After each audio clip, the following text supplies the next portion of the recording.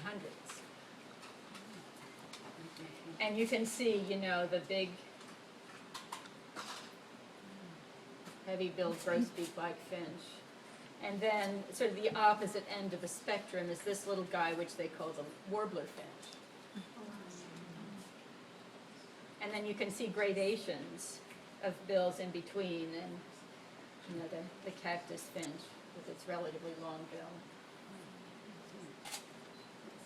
So I just want to ask your opinion. Which is the more spectacular? This is the same type of thing. This is a radiation of finches. And here is one that's closest to the ancestral condition.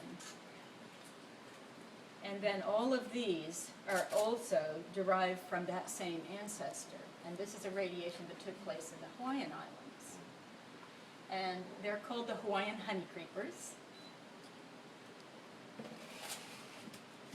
And I like to think that if Darwin had wound up in Hawaii instead of the Galapagos, he might not have had the same inspiration, because it's very hard to see that these are all from the same ancestral type. We have these things that look sort of like a house finch or purple finch that you see around.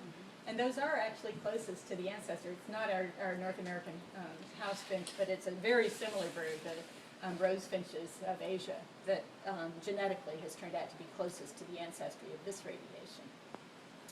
And then you go through it, you get into this short-billed species. You look at the difference in bill shape. This is sort of like a bullfinch.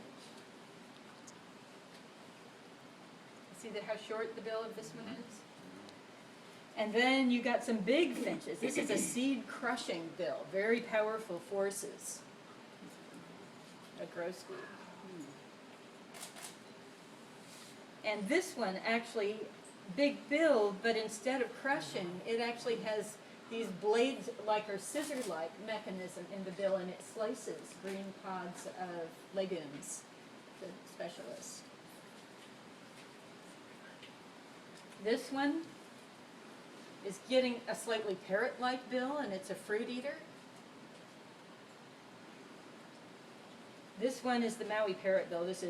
This has to be my favorite bird. This thing, you know, parrots are very distinctive birds, and if you look at the osteology of their skull, they have a very distinctive osteology, and they do something very remarkable with their beak and tongue, because they can slide the beak and the bill tip back and forth. You know how they can maneuver? And then they have this fleshy tongue, and they can sort of do that with the tongue too. So I think of them as having two opposable thumbs, with the, you know, if you combine the beak and the tongue. And this bird is the only bird other than a parrot that has evolved just that same cranial osteology, even though it's evolved from this little finch.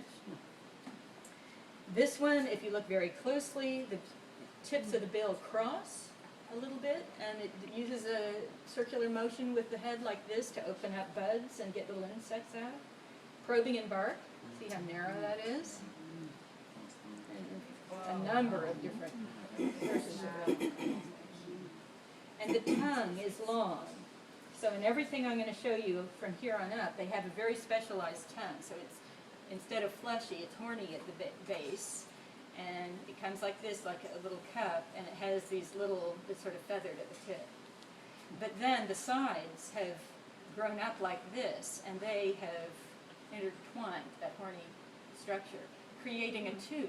And if you put that inside the nectary of a flower, you know, birds can't use their lips to create a suction. But if you put that in just by capillary attraction, the nectar comes up into the thread. So these are all tubular-tongued birds, and this one is sort of like a starling or meadowlark, uses the beak instead of crushing like a finch. It uses the beak to push open. The muscles are rearranged on the back of the skull, and you can see the flat surfaces here on above and below for pushing something apart rather than crushing it. And then we finally get to these beautiful little nectar feeders. These are the spectacular nectar feeders. These two you can still see in the islands. This one is fairly common. Most people who go to Hawaii don't get up into the native forest areas and see these birds. So they think all the birds we've introduced are characteristic of Hawaii.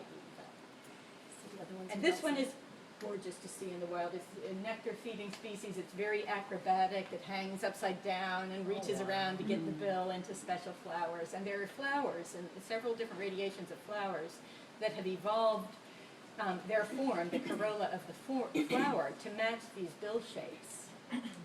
So there's coevolution between the birds and the flowers.